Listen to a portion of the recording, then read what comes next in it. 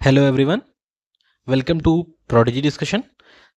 इस वीडियो में हम लोग बात करेंगे कुछ महत्वपूर्ण कोर्ट केसेस के बारे में और उसमें सुप्रीम कोर्ट ने क्या गाइडलाइंस दिए हैं उनके बारे में, जो हमारे एग्जाम पॉइंट ऑफ व्यू से बहुत इंपॉर्टेंट है। आने वाले यूपीपीसीएस, आरओआरओ और अन्य कॉम्पिटिटिव एग्जाम में ये बहुत ही इंपॉर्टेंट होंगे। सबसे पहला डीएस नकारावाद, जिसमें सुप्रीम कोर्ट ने कहा कि समाजवाद भारत में सिर्फ एक विचारधारा नहीं है, यह राज्य की नीति का एक अंग है जिसका लक्ष्य आय की विषमता, प्रतिष्ठा, सुविधा व अवसर की असमानता को कम करना है। आपको याद होगा प्रियम्बल में 42nd कॉन्स्टिट्यूशन अमेंडमेंट के थ्रू शब्द जोड़े गए थे। आप कमेंट सेक्शन में बताइए कि कौन से शब्द थे, जिसमें समाजवाद एक शब्द था। ठीक है, इसके बाद में नेक्स्ट केस है एसआर बोम्बईवाद। एसआर बोम्बईवाद में सुप्रीम कोर्ट ने कहा कि पंथ निरपेक्षता संविधान का आधारभूत ढांचा है।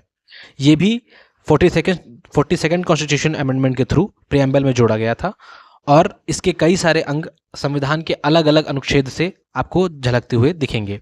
इसके अलावा एसआर बोम्बईवाद में सुप्रीम कोर्ट ने यह भी कहा कि राष्ट्रपति शासन की न्यायिक समीक्षा की जा सकती है। राष्ट्रपति शासन आर्टिकल 356 में है। आपको याद होगा एक बार राष्ट्रपति शासन यानी जिसको इमरजेंसी भी कहते हैं वो हमारे यहाँ लगा था और उसकी बहुत आलोचना भी हुई थी। इसीलिए सुप्रीम कोर्ट ने ऐसा निर्णय दिया कि यदि राष्ट्रपति शासन लगाया जाता है तो उसकी न्यायिक समीक्षा की जा सकती है। इसके अलावा नालसावाद, जिसमें ट्रांसजेंडर को व्यक्ति की श्रेणी में शामिल किया गया। इसके पहले मेल और फीमेल सिर्फ इन्हीं को व्यक्ति की श्रेणी में शामिल किया जाता था, इसमें ट्रांसजेंडर को भी व्यक्ति की श्रेणी में शामिल किया गया। व्यक्ति की श्रेणी में परिवार भी शामिल होते हैं, अन्य कई संस्थाएं भी शामिल होती हैं, परंतु मैं जेंडर बेस्ड बात कर रहा हूं, मेल और फीमेल, इसलिए ट्रांसजेंडर को भी इसमें नालसावाद में शामिल कर लिया गया। अगला केस है विजय कुमार मोहंती बनाम जादू उर्फ रामचंद्र साहूवाद। इसमें सुप्रीम कोर्ट ने स्वयं को विधि के शासन का संरक्षक बताया था। इसके अलावा बालाजी व अन्य बनाम मैसूर राजवाद। इसमें सुप्रीम कोर्ट ने कहा कि जाति आरक्षण का आधार हो सकती है परंतु एकमात्र आधार नहीं हो सकती। आपको पता है कि संविधान में सामाजिक व शैक्षणिक रूप से पिछड़े वर्गों के लिए आरक्षण की बात कही गई है और इसीलिए जाति को आरक्षण का आधार माना तो गया लेकिन एकमात्र आधार नहीं माना जा सकता, ऐसा सुप्रीम कोर्ट ने कहा।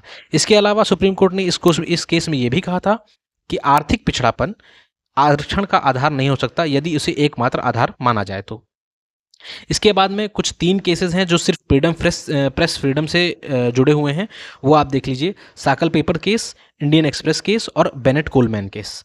इसके अलावा नवीन जिंदलवाद, इसमें सुप्रीम कोर्ट ने कहा कि ध्वज फहराने का अधिकार ये मौलिक अधिकार है, ये एक फंडामेंटल राइट है। इसके अलावा एक इमैनुअलवाद है, इसमें भी सुप्रीम कोर्ट ने फंडामेंटल राइट में ही बात की कि मौन रहने का अधिकार भी व्यक्ति का मौलिक अधिकार है, राइट टू रिमेन साइलेंट। इसके अलावा पीयूसीएलवाद, जिसमें राइट टू इन्फॉर्मेशन और नोटा यानी कि किसी को भी न चुनने का अधिकार, ये भी फंडामेंटल राइट है, और राइट टू इन्फॉर्मेशन यानी सूचना का अधिकार, ये भी एक फंडामेंटल राइट है। इसके अलावा श्रेय सिंघलवाद, जिसमें फ्रीडम टू एक्सप्रेस ऑनलाइन यानी कि ऑनलाइन अभिव्यक्ति का अधिकार, यह भी व्यक्ति के मौलिक अधिकार माना जाता है, यह भी व्यक्ति का। इसके अलावा अगला है कम्युनिस्ट पार्टी ऑफ इंडिया यानी CPI versus state of union. इसमें कहा कि बंदी का आयोजन कराना असंवैधानिक है। इसका अर्थ हो गया कि जो एक होता है ना कि आपने देखा होगा हड़ताल होती है जिसमें लोग या संस्थाएं मिलके कहती हैं कि हम भारत बंद करा देंगे, या अपने यहाँ पे किसी जिले में कहते हैं कि यहाँ आज बंदी है, उसको आयोजित कराने का अधिकार ये कोई अधिकार नहीं है, ये बल्कि यह असंवैधानिक है। ये communist party of India versus state of union में सुप्रीम कोर्ट ने कहा था।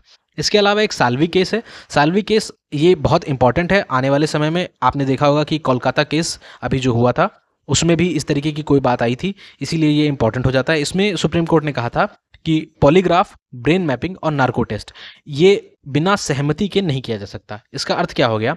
पॉलीग्राफ टेस्ट, जिसमें बहुत सारे मशीन लगाई जाती है बीपी और हार्ट रेट वगैरह को नाप के, ठीक है ना, पता चलता है कि व्यक्ति सच बोल रहा है या झूठ बोल रहा है। ब्रेन मैपिंग भी कुछ इसी तरीके की प्रक्रिया है। और नार्को टेस्ट, जिसमें एक ड्रग दिया जाता है, उसके थ्रू उसके बाद में पता करा जाता है कि व्यक्ति सच बोल रहा है या झूठ बोल रहा है। ये जो टेस्ट हैं ये बिना अभियुक्त की, या अपराधी तो नहीं कहेंगे, उसे अभियुक्त ही कहेंगे, बिना अभियुक्त की अनुमति के या सहमति के उसे नहीं किया जा सकता है, ऐसा सुप्रीम कोर्ट ने कहा था। अर्थात यदि सुप्रीम कोर्ट ऐसा आदेश दे भी कि आप इस व्यक्ति का पॉलीग्राफ, ब्रेन मैपिंग या नार्को टेस्ट कर सकते हैं, उसके बावजूद व्यक्ति को अब राज्य को यानी स्टेट को या पुलिस को उस व्यक्ति यानी अभियुक्त की सहमति आवश्यक होती है। ये साल्वी केस में सुप्रीम कोर्ट ने कहा था। इसके अलावा एक गोपालनवाद है, जिसमें प्राण एवं दैहिक स्वतंत्रता से केवल विधि द्वारा स्थापित प्रक्रिया से ही वंचित किया जा सकता है किसी व्यक्ति को। इसका अर्थ क्या हुआ कि किसी व्यक्ति को यदि उसके प्राण एवं दैहिक स्वतंत्रता से वंचित किया जाना हो तो एक निश्चित प्रक्रिया जो पहले दी जा चुकी है, जो विधि में द्वारा स्थापित है, उसी के द्वारा वंचित किया जाएगा। इसके अन्यथा वंचित नहीं किया जा सकता। और यह अधिकार केवल कार्यपालिका के विरुद्ध उपलब्ध है, विधायिका के विरुद्ध उपलब्ध नहीं है। ठीक है, कार्यपालिका आपको पता है ना, कार्यपालिका का मतलब हो गया यानी कि पुलिस। ठीक है, और विधायिका का मतलब हमारी संसद। ठीक है, इसके अलावा बात करते हैं मेनका गांधीवाद, जिसमें कहा था लाइफ विद डिग्निटी, यानी कि गौरवपूर्ण तरीके से जीने का अधिकार। ये भी एक फंडामेंटल राइट है, ये आर्टिकल 21 का पार्ट है। ये आर्टिकल 21 का पार्ट है, ये याद रखिएगा। इसके अलावा उन्नीकृष्णवाद, जो राइट टू एजुकेशन यानी कि शिक्षा के अधिकार से संबंधित है, और ये भी फंडामेंटल राइट में ही जोड़ा गया है। इसको कहा कि शिक्षा का अधिकार व्यक्ति का मौलिक अधिकार है, ऐसा कहा गया है।